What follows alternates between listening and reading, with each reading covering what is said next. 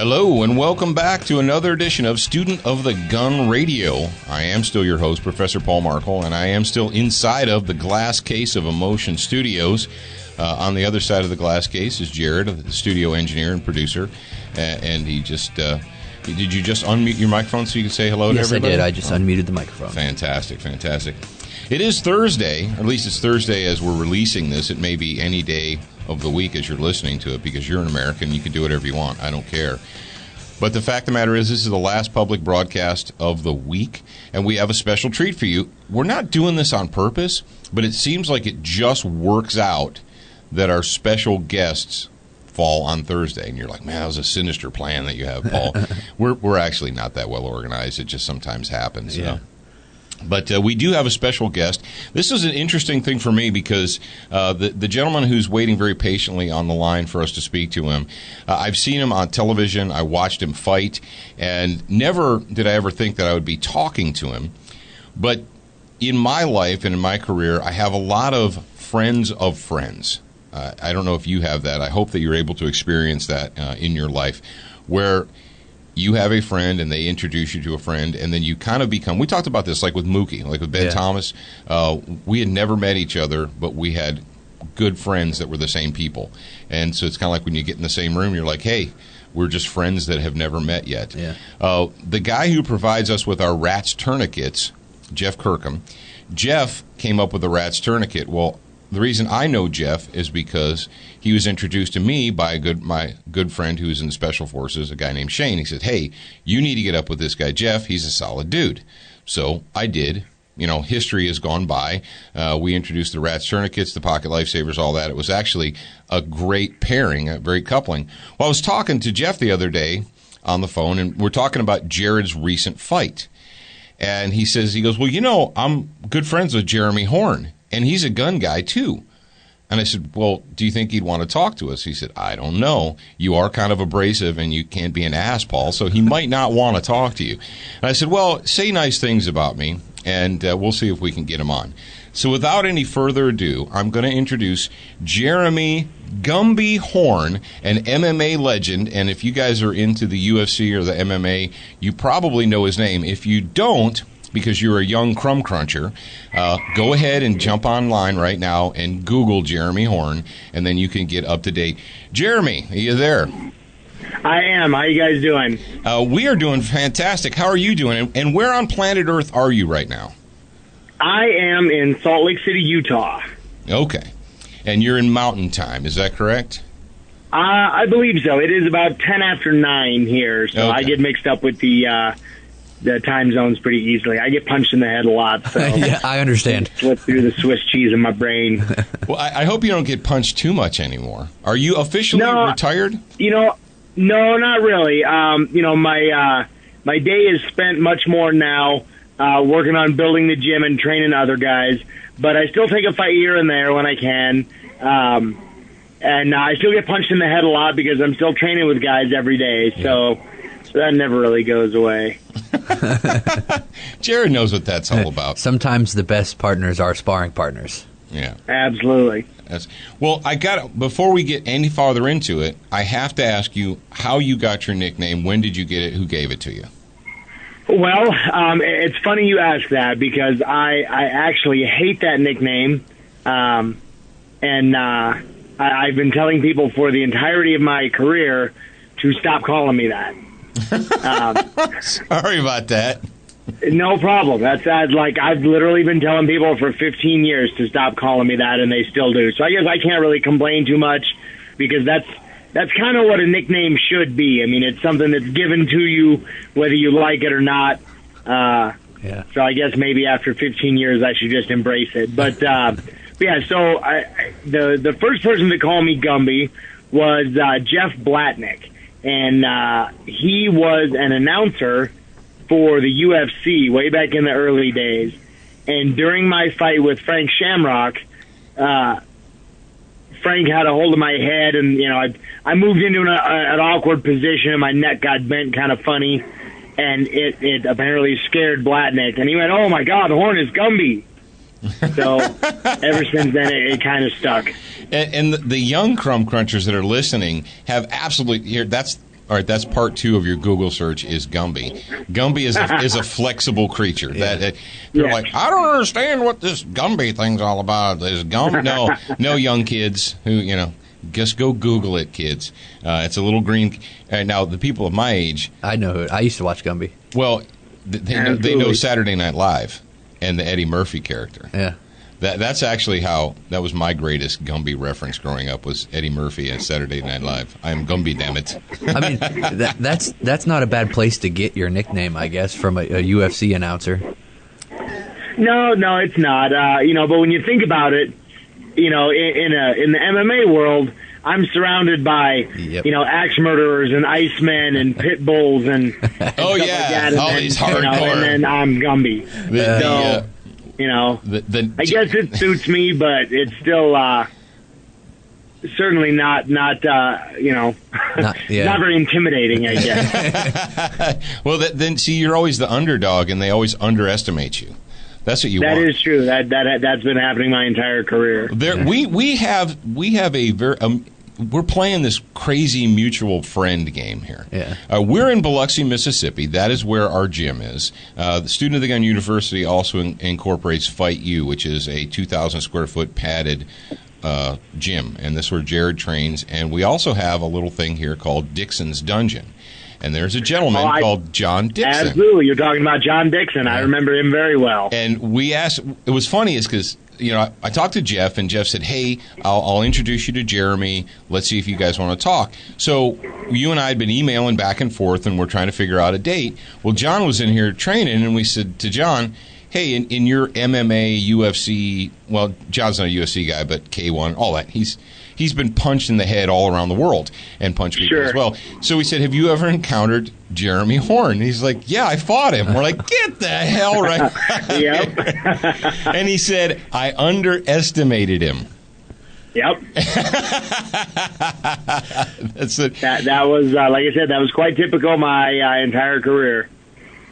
And John is he's built like a rhinoceros or a truck. Yes. When he hits you, I can't even imagine being hit full strength. I get hit by him just like in training, and then I lose my wind. Remember the time he was demonstrating on me, and I went, yeah. He's like, oh, did I hit you? I'm like, yeah, John.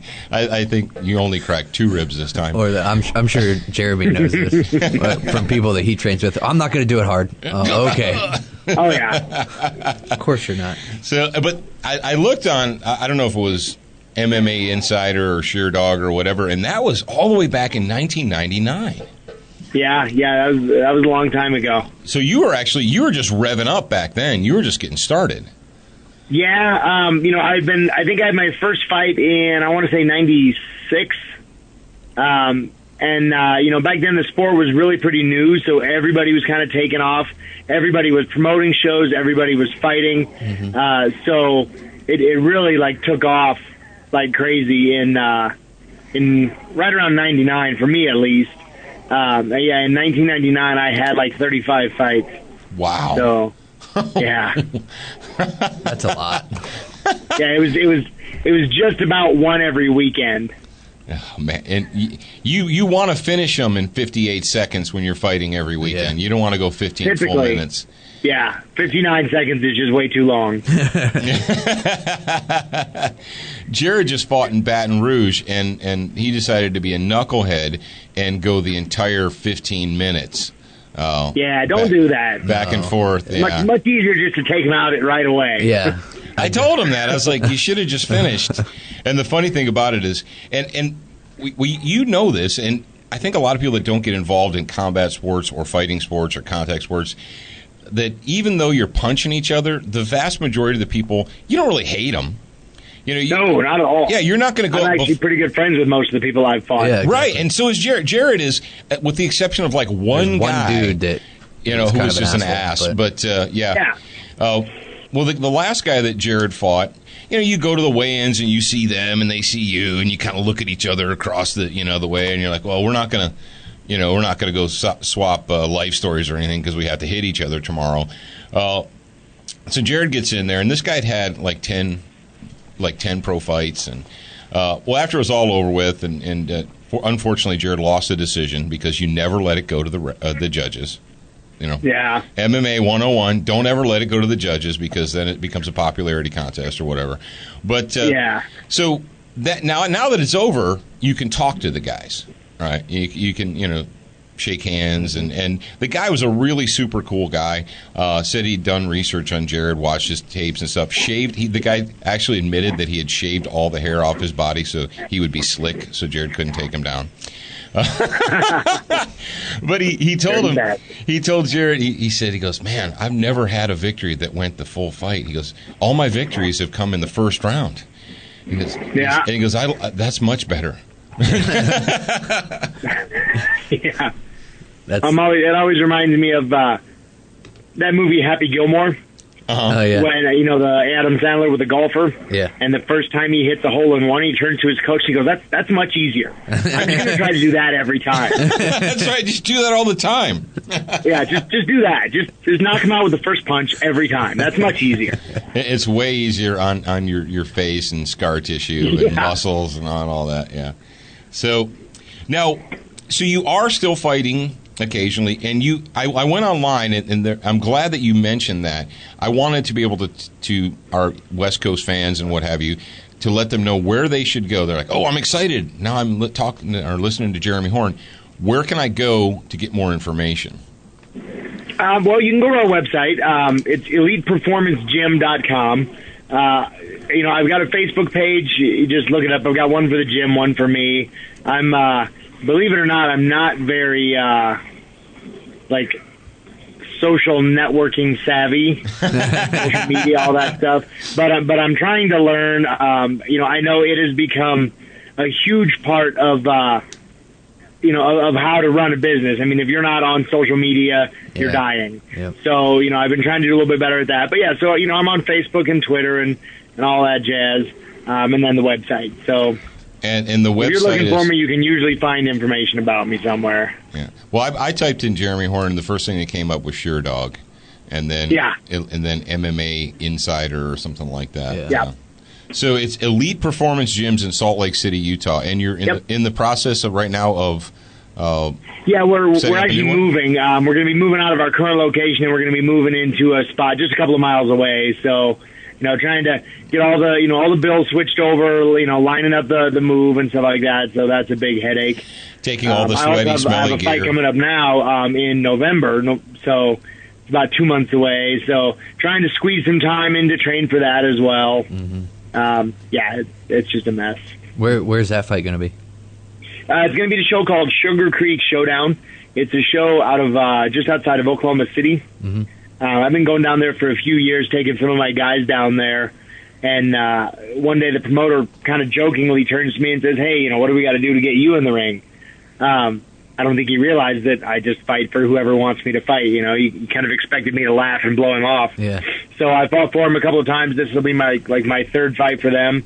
It's a great promotion. I love the guys down there. It's a fun show. They give us fair matchups for fair money, which is actually really hard to find anymore. Yeah, I agree. Yeah, you got these snaky promoters that are like, "Well, I'll just give you this much." I'm like, what? No. Well, the thing is, what a lot of people don't understand is, you don't always expect a ton of money to fight, but the money that you get for the fight has to match the opponent. The ability of the opponent that you're fighting. Exactly. So everybody knows, not every opponent is, as competitive as could be. So I'll take a guy down and I'm like, look, I've got a guy that's really, really good. He's 1 or 2 fights away from possibly getting a call from the UFC. If you want him to fight for you because he's a big draw and he's an exciting fighter, then you've got to give him, if you want him to fight a bum that he's absolutely going to smoke, then we'll do it real cheap. Because there's no threat, there's nothing going on. But if you want to bring him down there and have him fight, your local stud, who's also, a step away from the UFC, because it's going to be an awesome fight, then you're going to have to pay more for that fight, because there's a lot on the line. Right. And it's got nothing to do with winning, getting hurt. It's 100%, if I lose this fight, it sets my career back quite a bit. So you're going to have to pay me to take that risk. Right. And that's what a lot of promoters don't understand, They're like, hey, I've got this local guy. He's a D1 All-American wrestler, and he's 10-1. And I know you got to drive 14 hours to get here, but I'll pay you $300 if you come fight him. No. I'm like, really, man? Come on. I'm not. That's not going to happen. Yeah. If he's in my town, I'd fight him. But I'm not driving that far and fighting that cheap. Or letting my guys do it rather. When there's a chance my guy could lose. Yeah. Well, and now it's not just the card money, the prize money, but the fact is, like, you come in from out of town and they're like, well, we'll give you a room. Like what Jared's been doing. Normally, the promoters, like 3, 4, 5 years ago, if you're an out-of-town fighter, they give you the room, and most of the time you're fighting in a resort or a casino or someplace big. Right. And they give you meal tickets. Like, for instance, coming down here to Biloxi, they fight, and they give the fighters from out of town, they give them a room, they give meal tickets, and so forth. The last one we went to, they're like, oh, no, there's no meal tickets. We'll give you the room. And they start playing this little nickel-dime crap, and I was like, no, come on. No, we don't. These guys, I've been a writer for 20 plus years, and I realized a long time ago that the cheapest part of the publication of a magazine was the writer. They paid more for ink and paper every month than they did for their writers. I believe it. It's almost like it's a similar situation with these promotions. They're paying for the venue, and they're paying for this and that and the other. Oh, yeah, we need to budget some money for these fighters, I guess. The people they may want to get paid. Yeah, the ones that – and now, fortunately – like down here in the South, the Alabama, Louisiana, Mississippi, the boxing commissions have gotten involved over the last few years to make sure that fighters are getting paid. Because a lot of people don't realize that a lot of these promoters used to try and play things like, oh, you get part of the door. Or you have to wait until I cash the door and then I'll pay you, and stuff like that. Yeah, that's no good. Yeah, when you have to hunt the promoter down at the end of the fight to try and get your money from them. I actually got some insight about how the matchmaking works. I guess some of the promotion gives the matchmaker a budget for the fighters. And what the matchmaker doesn't use on the fighters, he gets to keep. He pockets it. Yeah, so I don't know if that's how every one of them works, but I guess that's the way they're moving nowadays if they haven't been doing that all the time. Well, it really depends. I mean, the industry is still pretty wide open. There's a variety of situations rather, where, things like that can happen. So, I fight, I run a gym, and I also promote shows here in Salt Lake. So I kind of see it from all sides. Mm-hmm. I know typically the bigger, like, casino shows, and it sounds like that's kind of what you guys are doing down there. Those shows typically they'll say to the promoter, here's $25,000, do a show. Mm-hmm. We don't care about ticket sales. We don't care about anything. We just want a packed house so that people are going to come in and gamble after they watch the fight. Right, spend and money that's all and they care about.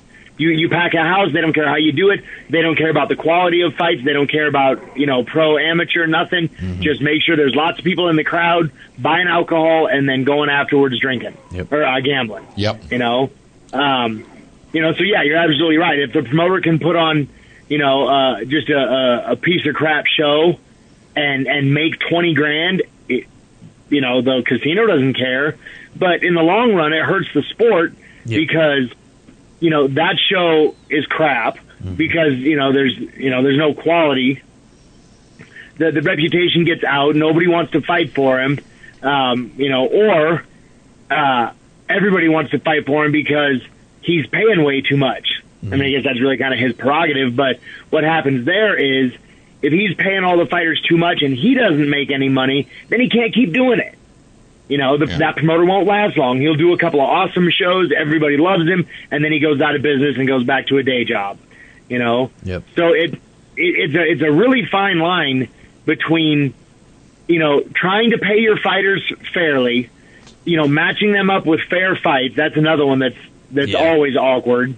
Because every promoter, myself included, has some buddies that fight that are like, hey man, put me on the card, let me fight this bum, Like, dude, come on, I can't do that. I've got a lot of people that want to fight for me. I've got a reputation to uphold. I can't just keep putting you, who's 10-0, in there against guys that are 0-10 over and over. We gotta have some challenging fights, some competitive fights. Yeah. So yeah, you hear it from every angle. Yeah, you got to have And then- fights that go beyond 80 or 59 seconds. Yeah.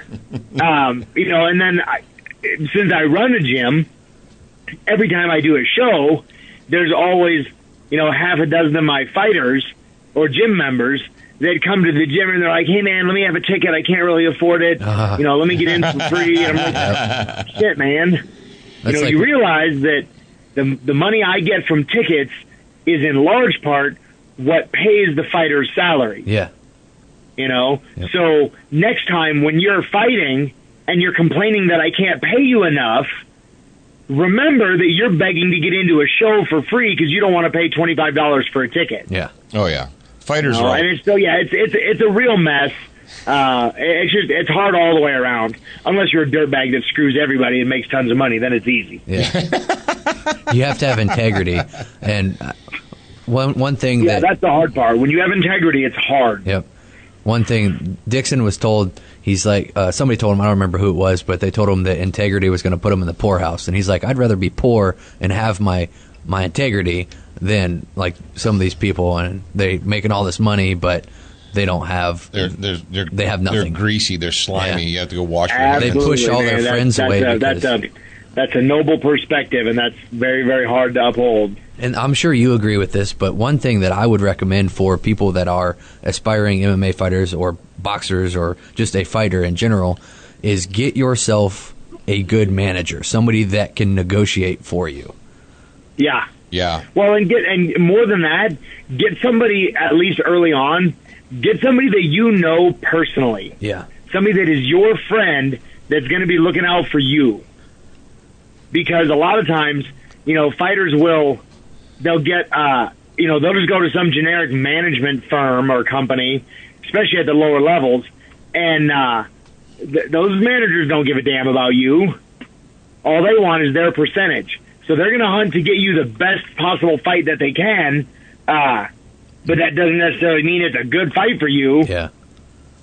Because it could very well be that you're going to go in there and get your ass kicked, and ruin your career. You take, a bunch of losses in a row, they could hurt you, but the management doesn't care as long as they get their money. Mm-hmm.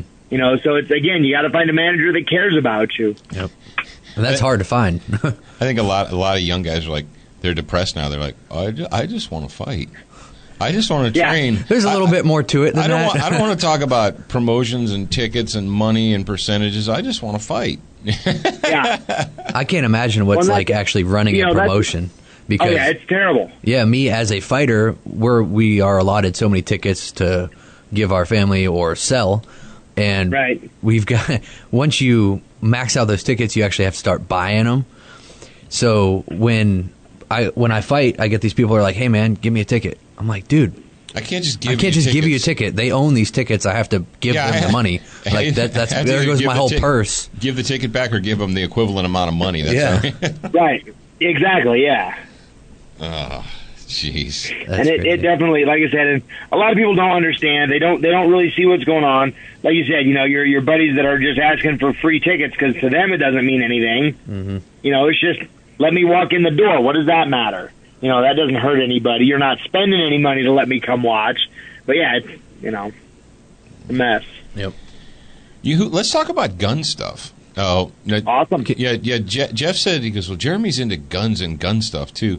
What gun related, firearms related stuff is Jeremy Horn into? I'm just all the quote unquote generic gun stuff. I mean, I'm a big supporter of the Second Amendment. Obviously, I love to shoot. I always have. I'm really not much of a hunter. Well, that's an understatement. I don't hunt. I don't really care for hunting. I compete in 3-gun, and I am a huge self-defense advocate. So I guess that's my skew of shooting. Well, fantastic. And you're in a good place for it, Utah. Yeah. Definitely. Yeah, Utah is a very gun-friendly state. Well, it's a very friendly state, is it not? Are you from Utah originally? No, originally I'm from Omaha, Nebraska. Oh, okay. So you're a Midwestern guy anyway. It's not like yeah. You weren't transplanted from New Jersey or some crazy place like that. No. That's good. Now, well, being from, I looked on the, I don't know whatever one it was, but it said that you were at one time related, or you worked with the Miletich camp, or Pat Miletich. Is that correct? Yep. I was born and raised in Omaha. Around 1998, I moved to Iowa. The Quad City is about 5 hours away from my hometown. Because back then, Pat and his group were really, they were the only guys that were, they were kind of on the cutting edge of training for MMA. Back then, everybody was just kind of, grab your partner and flop around in your basement and kind of figure out what you're doing, whereas Pat had a pretty extensive background in kickboxing and wrestling and Brazilian Jiu-Jitsu, and he understood what it took to train for a fight. So he really was an innovator in how to do things back then. Mm-hmm. And that's one thing that I've been spoiled my fighting career, my wrestling career, is I've always had good coaches. And I'm sure that's on part due to Dad. Did you know that Paul's my father? I did not. Okay, well, now you know. So I'm sure that it's on part due to him and making sure that I got put into good hands, people teaching me. So when I go to these other gyms, sometimes I'm like, man, I can't believe these people are in here learning from these people. Yeah. They're paying them to teach really them nothing. Sometimes. But I've actually got a question for you, is when you choose a gym, or if somebody that's listening to us right now, if they were looking to get into MMA or fighting of some sort, when you go to choose a gym, what do you look for to validate that gym? It's really hard to say, because like how do you know what's good or bad when you yourself don't know what's good and bad? Right, How can you tell if somebody's teaching you right or not? Right.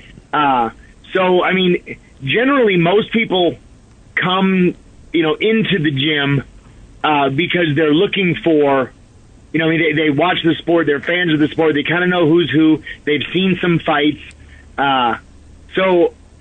Just play it by ear. You can try it out a little bit. You can do some research. Obviously, the internet is a huge resource now for finding information and background about where you're at.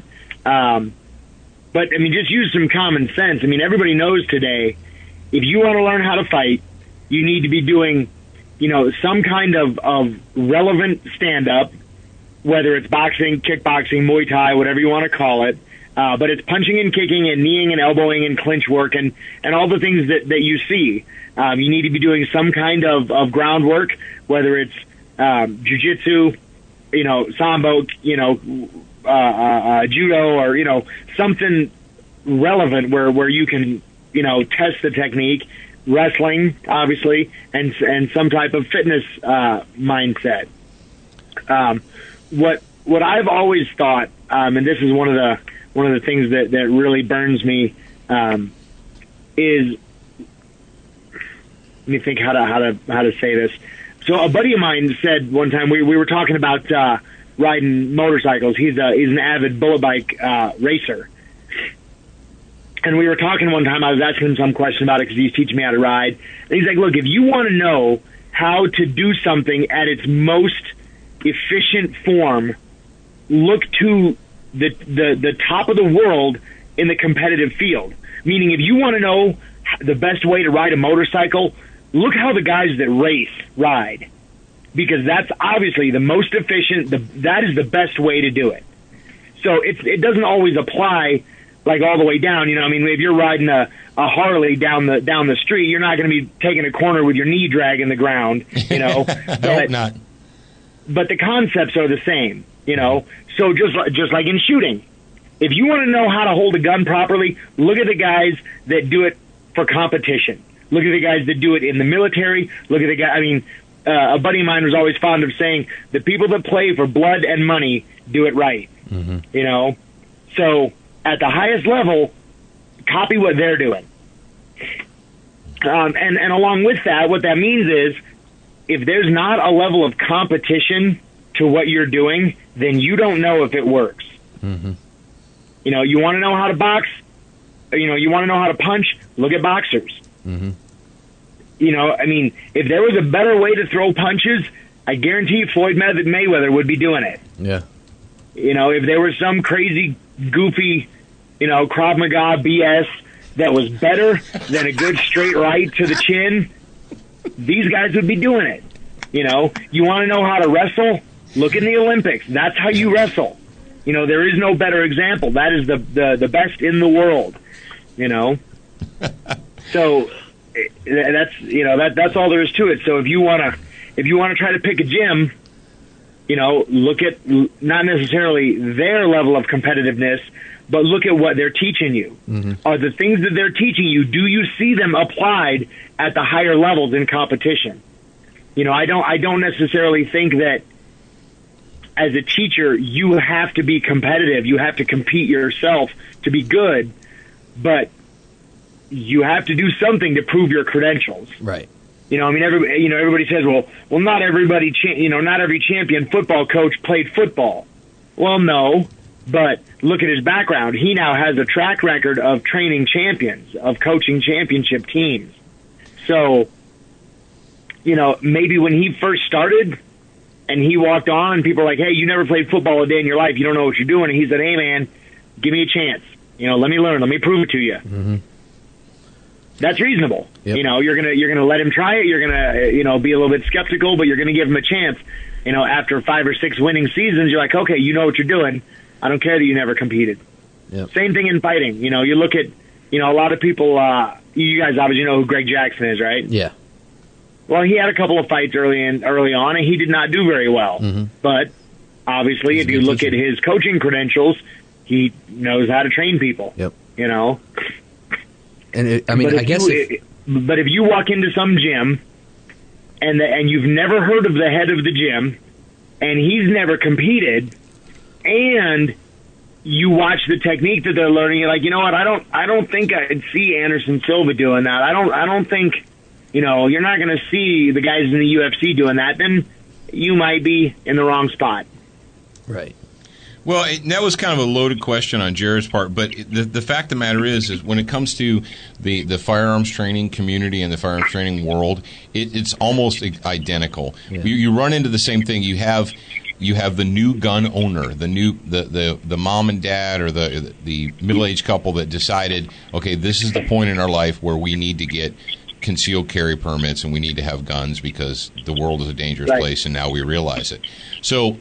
But they don't know what they don't know. And people ask me that all the time. They're like, well, how do I know if I'm getting into a good school or if it's crap? And I said, unfortunately, you really don't because the industry is so full and glutted with like all these carpetbaggers and guns are cool now. So I'm going to, last week I was selling cars but now guns are cool. So I'm going to teach guns. And yeah.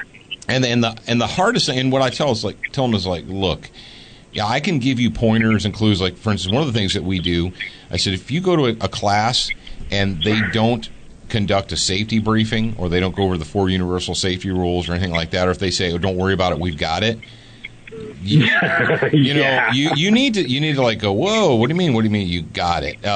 And I've actually had people say, oh, no, we don't focus on that because that's like, that's like talking about rain because if you talk about rain, it's going to happen. I'm like, yeah, all right, no, we're going to talk about, this is like, in my idea, it's like carrying an umbrella. Yeah. I'm going to go over all the safety rules. If there's an emergency, if something happens, if somebody starts bleeding, this is what we're going to do. This is how we're going to do it. Now, we don't want that to happen, but it might. That to me, that's like carrying the umbrella to ward off the rain.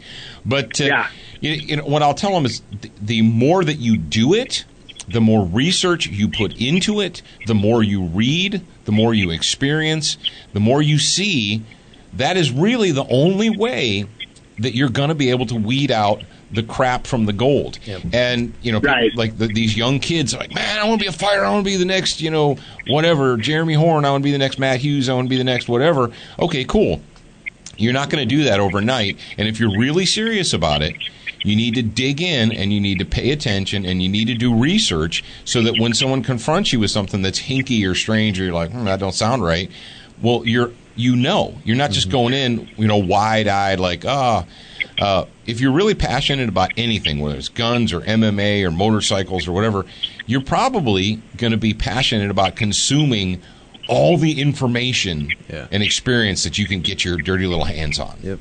Yeah, absolutely. It's funny you mentioned that. I've got a buddy that lives out in North Carolina, and I've got to sit in a few times on watching him teach courses, and that's exactly what he does. Like the opening, the opening speech, if you will, is him, backing his truck up to the range and saying, okay, here's my keys. If something happens, the nearest emergency room is here. The back of my truck is open. This is our designated driver. This is our backup driver if that's the guy that gets hurt, and he goes over the whole thing right down, to explain what's going to happen if something goes wrong, Yeah. But yeah, and that's, I also, like you said, I mean, you want to be doing research, you want to know what's going on. But to me, it seems, I don't know, I mean, anything that I've ever gotten into, I'm fanatical about. When I wanted to start shooting, I would, if I wasn't on the range shooting, I was on my computer watching YouTube videos about people shooting. Yep. And I was watching every single thing I could get my hands on. So, I mean, it was pretty easy after a while to, be like, okay, I've watched these 10 videos, and 9 of these guys are saying to hold the gun this way, and this other guy is saying something else. Okay, so I'm thinking he's probably not, doesn't know what he's talking about. But I don't understand how anybody could be any different, especially when it comes to guns. Yeah. Like, I want to buy a gun. I'm going to keep it by my nightstand. I'm going to carry it with me everywhere I go. But I don't really like guns. I don't really want to have to shoot. I don't want to train with it. Like, man, and you're wasting your time. Don't carry a gun. Yeah. Oh, yeah. I mean, that's like saying, yeah, I really want to get into a ring and fight someday, but I don't want to diet. I don't want to train. Yep. I don't really like MMA. I just want to get into a fight someday. Yeah. You're out of your mind, man. You're describing 50% of the police officers in America. Yeah, and that's another one. I work with a lot of the law enforcement groups out here, and I see that a lot. I'll come in and do like a little hand-to-hand course and stuff like that, and I see some of these guys that are just fat tubs of goo that don't want to do anything. Oh, but that's hard. Like, why are you a cop? Yeah. Why did you enter a profession where you are going to risk your life and you don't have a deep love of fitness and guns and fighting? Dude, I've been asking that question for 25 years. It's like, you're a cop, but you don't like to train. I don't like guns. When the department tells me I have to go to the range, I go because they pay me to be there and they give me ammo. But other than that, I don't do it on my own. I was a cop for 17 years, and I was always the guy on the department that actually went to the range. I call the range master and I'm like, hey, I'm going to go out. I need the keys, or I need to get the combo or whatever. Well, we're not doing training for another 2 months. I'm like, yeah, I know, but I bought ammo. You bought your own ammo? Yeah, I don't care. I bought my own ammo. I want to go shoot. I'm going to go shoot. Well, or the mentality of some of these range masters too. They're like, oh well, if you want to use the range, you need to like book it in advance. Like, I had one range master. He didn't get this whole weirdness that some officers would want to go on their own off time and shoot. It just didn't compute to him. Yeah. He instituted this, you need to reserve the range a week in advance, which is crap. Wow. Because how many times do you think, oh man, I got nothing to do this morning, kids are taken care of, wife's taken care of, hell, I'll run out to the range, spend a half hour, 45 minutes, whatever. No, who the hell books it out a week in advance? And that was one of those, well, I don't really think that cops need to be going out on their own, without department approval.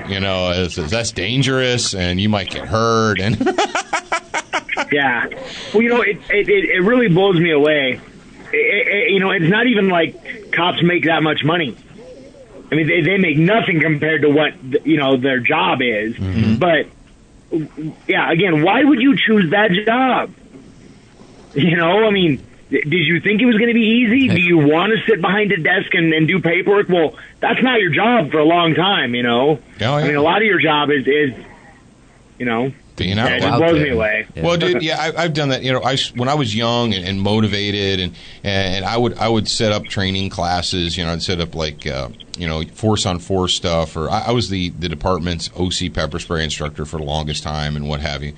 And I would, I'd set up a weekend class, Saturday class. We're going to do force on force with airsoft guns and masks, and you get like 2 guys show up. Yeah. Like, oh, are we getting paid? Is this on the clock? Well, no. Well, I was like, and so I got tired of it. I was like, I'm tired of spending all my time setting up classes for like 2 guys to show up, and Yeah. So I stopped doing it. Yeah, it's got to be incredibly frustrating, especially when like it's your job. Yeah, I mean, it's like it's baffling to me, but I mean that's like me going to the gym, going, okay, guys, who's going to train today? And nobody wants to show up. yeah. Like, dude, I need this. I'm a fighter. I need partners to train with so that I can be ready for my fight. Yep. But it's just like, dude, I need this, guys. This is my job. This is your job too. If we're not ready to do our jobs, we die. That's seems like some people would be concerned about, but it just blows me away that they're not. So I actually had so I'm training one group here in Salt Lake, and it was like their in-service, I guess they call it, where they just got to come in for like a 4-hour block and kind of re-qualify, I guess. Yeah. So, I'm going over a few techniques, and I'm showing a couple of things, and, so basically I'll demonstrate a technique, and then I'll let them break, and I'll let them do it for a few minutes, and I'll kind of walk around and help them out. So I look around, and there's these 2 guys over in the corner that are just standing there talking. And usually that means they don't quite get it. So I go walking over. I go, hey guys, you getting this? You need. And one guy looks me right in the eye and goes, yeah, no, I'm not going to do this. Whoa. Oh. I go, why not? And he goes, I've been on the force 40 years. I've never done anything physical with anybody. I'm retiring soon. I'm not going to need this. Wow. I'm like, geez, man. All right, whatever. That's depressing. Yeah, it is. It's depressing. I used to have him. And I know we've got Feel cops sorry listening for to us. And the cool thing about having cops listening to me right now is the ones that listen to me are the ones that are like, I know. The ones that are the standing in the corner, I don't need that, or is do I get overtime to train today? They're not listening to me because they're not dedicated. Sure. They would never tune into Student of the Gun radio because they don't care. Yeah. Well, my thing is, same thing at the gym, The people that are in the gym every day busting their ass are not the ones you need to try to talk to convince to get into the gym. Yeah. They already know. And that's my thing is, if you look at world champion fighters, or if you look at soldiers, what is the thing that they invest the most? They invest their time into training. Yep. They don't invest the most into their gloves or their shin guards or their guns or their gear. They invest their time into training. Yeah. You're a crazy person. Yeah. Can't you just buy really expensive gloves? They'll make me punch better. You go buy yourself a pair of $150 gloves and you are instantly a champion fighter. Yep. If I max my credit card out at the Hayabusa website, does that not make me a better fighter? You got it. No, but at least you'll look cool. You'll look like cool crap. as you're bleeding. Yeah. Yes. You're going to get a lot of That's blood all that on matters, that. Right? A lot of blood on that expensive Hayabusa stuff. People, guys at the gym always give me a hard time because I'm absolutely a cheap ass. I mean, I buy decent equipment because I want it to last for a while. Yeah. But when it comes to training, like I wear $5 shorts that I bought at Walmart. Yeah, that's what I do too. Yeah. Like just the generic basketball shorts. I go in every now and then, like in the season, and I'll clean off the shelves. I'll get like 40 pairs. Yeah. And I'm done. I don't need any more training clothes for the next couple of years. And I see people coming in with like, the high-end tap-out shorts and Venom shorts and all that stuff, and they always give me a hard time because I never wear any of that crap. Yeah. I wear an old ratty gym T-shirt, and I wear, the cheapest training, clothes I can find. Yeah. It's all you're going to do is sweat in it and rip it up, so... Dude, remember that? I can't remember what it was. It was some name brand thing that you got one time, and they ripped like the third session. A lot of this crap is just like it's like a fashion. You're paying for the name, yeah. Yeah. Dude, I'm not even going to talk about UFC gear. We're not going to go there. We're not going to go there today. When somebody shows up at the gym and they went to Academy Outdoors and they bought all the UFC branded stuff. You're like, that's... Like, here's a trash can, and here's some good gear. Yeah. And that's the thing, the UFC branded stuff it's not even like average. It's crap. Yeah. It's like, I mean, I could see if it was just like average gear that they church it up, but yeah, it's crap gear. Chinese slaves. And, Bless those kids' hearts. They show up with that stuff. You're like, well, you can use that today, and then tomorrow you throw it away. And we'll give you a pair of gloves that don't have a brand name on them, but they're actually made out of stitched leather. Yeah. And they will last. Yeah. I know it's Exactly. like, what? Stitched leather? What? Where do you get that crazy mythological stuff from Pakistan? Well, all right. I see the clock. Man, the clock on the wall says 45. We've been just going and going. Yep. Brother, I truly appreciate you taking your time to be with us today. I know you've got a life and you've got to train and you got people that rely on you, so we won't keep you much longer. But, Jeremy, it's truly been a pleasure to have you on Student of the Gun Radio. I appreciate it. Thank you very much for having me, guys. I'd love to come on anytime you want. I love talking with like-minded people that know what they're doing. You know, it's refreshing. Yeah. Well, like I said, I've been telling Jared, I said, I have friends that introduce me to friends, and if they've vetted somebody, you know, like when Shane told me you need to meet Jeff, he's a good dude, I knew that was going to be the case. And, you know, when Jeff said you need to talk to Jeremy, he's a good dude, I knew that would be the case because, you know, my friends are not necessarily acquaintances. And it's nice to have reliable friends that can vet other people for you. It's like conversations like this are the flush button on the toilet. It flushes all the stupid out of my brain. It flushes all the stupid out of your brain. People always give me a hard time because I'm rather antisocial, and it's common for me to talk about how much I hate people because people are idiots. Yes. And again, like you said, it's conversations like this that remind me, like, okay, not everybody out there is an idiot. There's still some good people out there. Yeah. You know, there's some people like me that detest the majority of society for their stupidity. Jeremy, you don't know it yet, but you are a student of the gun. Well, thank you very much. I try to be a student of everything. My name is Jeremy Horn, and I am a student of the gun. All right, well, ladies and gentlemen, wow, that was a lot of fun. And we almost got the whole entire show in. I hope that you guys enjoyed that little brief respite from all the other insanity and stupidity that goes on in the world. But fear not, we will address that in the future. Mm-hmm. Thank you very much to Brownells at brownells.com, Duracoat at Lauer Custom Weaponry, or you can buy Duracoat from Brownells. Crossbreed Holsters, crossbreedholster.com. Velocity Triggers. Velocity Triggers is our featured sponsor of the week, so make sure that you guys go over and you thank them at least one time this week. Go to their Facebook page or what have you and thank them. And if you're really super moto, you can send them a letter, but you don't have to do that. Frog Lube, which you can also buy from Brownells, but froglube.com. Century Arms, a sponsor of the mobile app and the radio show. You're going to be able to save $25 if you buy a TP9 SA before October 15th, so get on it, hippies. And last but certainly not least, SWAT Fuel, special weapons and tactics for the body. When you go to SWAT Fuel and go to their store, make sure that you use the promo code SOTG2015. And you know what, Jared? I just thought of something. We need to send Jeremy a care package. Yep. And put some SWAT Fuel, like the sample packs in there. We need to make sure that he is aware of SWAT Fuel, as I'm sure he will probably be on board with them, or at least the concept. All right, ladies and gentlemen, children of all ages, that is it for the public broadcast this week. For the elite members, I don't know if they're elite members, the grad program members, we will talk to you tomorrow. We've got something in store for you that you're not going to want to miss. And if you want to jump on it, go to studentofthegunradio.com, and you can become a grad program member with the all-access grad program. All right, kids, remember, you're a beginner once, but you should indeed be a student for life.